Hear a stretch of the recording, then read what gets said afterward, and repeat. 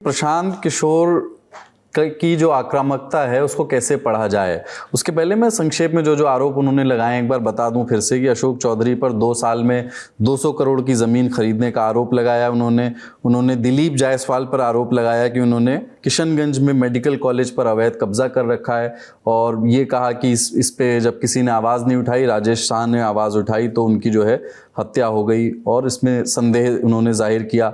मंगल पांडे की पत्नी के खाते में 2.25 करोड़ 2 करोड़ 12 लाख रुपए आए, कहाँ से आए मंगल पांडे बताएं, उन्होंने इसका एक जवाब देने की कोशिश की। इसी तरह से उन्होंने सत्तारूढ़ गठबंधन के नेताओं पर आरोप लगाए, भ्रष्टाचार के, फर्जी डिग्री का आरोप सम्राट चौधरी पर लगाया। एक पीके फैक्टर को और चुनाव आते आते तक जैसी उनकी आक्रामकता बढ़ रही है, शीर्ष भाजपा के और जदयू के शीर्ष नेताओं को टारगेट करना, एक डिसरप्टर की भूमिका में आप उन्हें देख रहे हैं, जैसा अरविंद केजरीवाल की राजनीति शुरू में हुआ करती थी, सीधे बड़े बड़े नामों को लेकर के उन पर भ्रष्टाचार के बड़े बड़े आरोप लगाना। प्रशांत किशोर जी को ये बैठे बिठाए एक मुद्दा मिल गया। प्रशांत किशोर जी स्ट्रेटजिस्ट हैं, उन्होंने अपनी राजनीति की, चुनाव की, पार्टी बनाने की सबकी प्लानिंग की थी, बाकायदा उसका पीपीटी तैयार हुआ था, सब कुछ हुआ था कि अब ये करेंगे, अब वो करेंगे, अब वो करेंगे, और 3 साल का पूरा खाका था।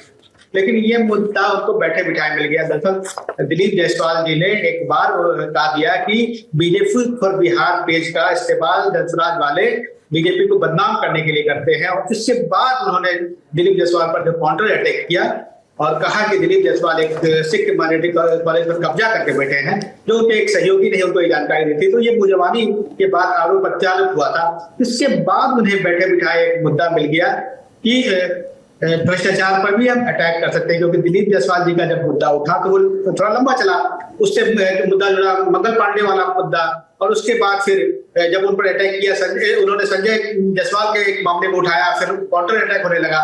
और फिर जैसा कि उस पार्टी के अंदर के लोगों ने मुझे बताया है कि बहुत सारे लोग अचानक उनको सबूत देने लगे, उनको बताने लगे कि इस मंत्री के खिलाफ ये आरोप है, इसका ये मामला है, इसका ये मामला फंसा हुआ है, अशोक चौधरी हो, सम्राट चौधरी हो, मंगल पांडे हो, सबका। मंगल पांडे का मामला कौन है से जुड़ रहा था, मतलब संभावित, अगर ये लोग कौन हैं ये सबूत देने वाले पीके को, वो पार्टी के ही कार्यकर्ता हैं? इसमें कुछ आम लोग भी हैं और कुछ बीजेपी के कार्यकर्ता भी हैं। ये जो मुझे बताया गया कि बीजेपी के कार्यकर्ता बहुत ज्यादा संख्या में सबूत दे रहे हैं, और इनकी पार्टी में एक है नेता किशोर कुमार मुन्ना जनसुराज में, वो अपने आप को किशोर कुमार कहते हैं। इनको उन्होंने कमान दे रखी है कि सबके खिलाफ सबूत जुटाओ, और उस पर फिर भी प्रेस कॉन्फ्रेंस करते हैं, और उसके बाद एक पार्टी में सीनियर वकील है, उसको लेकर मुकदमा करते हैं। तो इनकी एक पूरी रणनीति तैयार हो गई है कि सबूत जुटाना और ये करना, प्रेस कॉन्फ्रेंस और फिर मुकदमे करना। जैसे कि कई दिलीप जायसवाल के मामले में ये लोग कोर्ट गए हैं। अभी सीएजी रिपोर्ट में जो 70,000 करोड़ की गड़बड़ी की बात सामने आई थी, उसको लेके भी किशोर कुमार मुन्ना कोर्ट गए हैं, तो अब और भी लेके कोर्ट जाएंगे। अब इन लोगों का नया मुद्दा इनके पास आया है, सबूत इन्होंने जुटा दिया है। किशोर कुमार मुन्ना ने मुझसे बातचीत में कहा है कि विधानसभा में जो नंद किशोर यादव के समय में नियुक्ति हुई, उसमें जो घोटाले हुए, इसके उन्होंने तमाम सबूत जुटाए हैं, और अगला वो उस पर करने वाले हैं, ये जो मुझे उन्होंने बताया है। और उसका विधान परिषद का मामला आएगा, कई और मंत्री हैं, उनके खिलाफ भी कई सबूत इनके पास गए हैं। अब ये लगातार इस तरह के हमले करेंगे, क्योंकि ये हमला को सूट कर रहा है।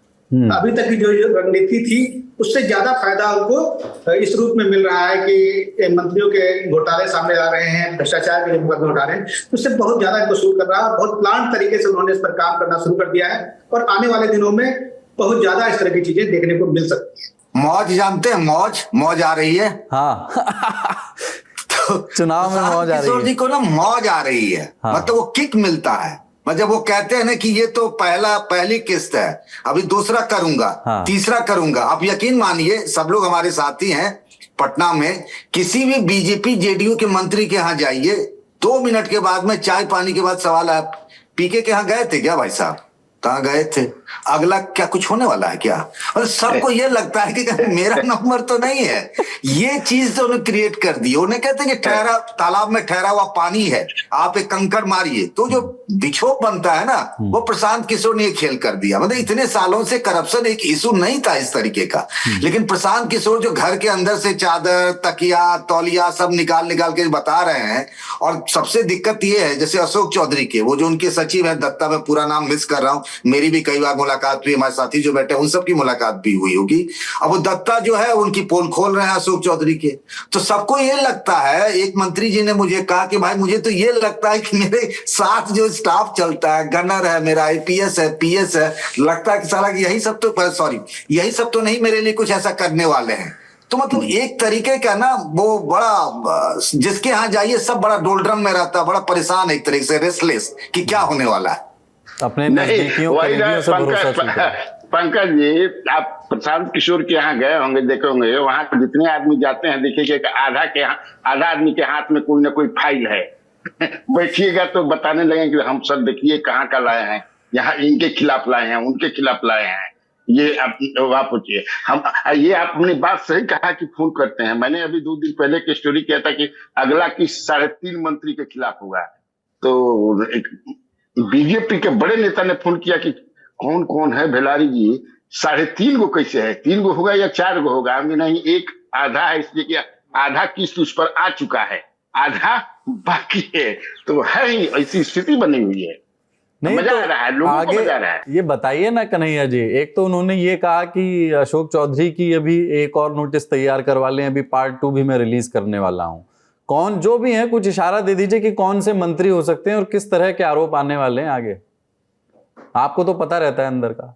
नहीं वो तो है। अब मुझे जो जानकारी है कि एक बहुत कम बोलते हैं मंत्री उनका है, एक है थोड़ा सा मतलब ये नाटा है, वो है, एक है जो समझे कि राजगीर से लेकर के पटना तक कम से कम 100 एकड़ जमीन खरीद लिए हैं।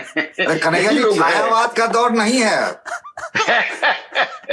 नहीं, अभी छायावाद में चलने दीजिए। मगर के 2 मंत्री हैं, एक भाजपा के और एक जदयू के।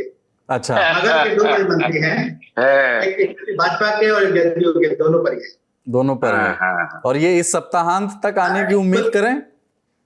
नहीं, 10 दिन सप्ताह। एक चीज मैं जोड़ना चाह रहा हूँ कुलदीप जी, कि ये तो भ्रष्टाचार का मुद्दा है, काउंटर अटैक ये सब हो रहा है। जनता इससे इसलिए प्रभावित हो रही है क्योंकि इस सरकार में सब कुछ हुआ, लेकिन भ्रष्टाचार की एक सुव्यवस्थित परंपरा विकसित हो गई। आप ब्लॉक में जाएं, किसी भी दफ्तर में जाएं, अब जनता को लगता है कि अगर 100 रुपए, 200 रुपए, 500 रुपए नहीं दिए तो काम नहीं होगा। अभी वोटर का SIR का जो हुआ था उसमें भी 200 रुपए के घूस चले। तो भ्रष्टाचार एक जो पूरे बिहार में पिछले 10-15 साल में परंपरा बन गई, छोटे से बड़े स्तर पर राशन कार्ड बनवाना हो, आधार कार्ड बनवाना हो, किसी भी चीज के लिए पैसा लगता था। इसके कारण भी जनता परेशान थी। तो ये बड़े जो खुलासे हो रहे हैं उससे छोटे भ्रष्टाचारियों को भी थोड़ा बहुत डर हो रहा होगा, लेकिन जनता सोच रही है कि पहली बार भ्रष्टाचार पर बात हो रही है, तो ये इसलिए भी आम लोग उससे बहुत कन्विंस है।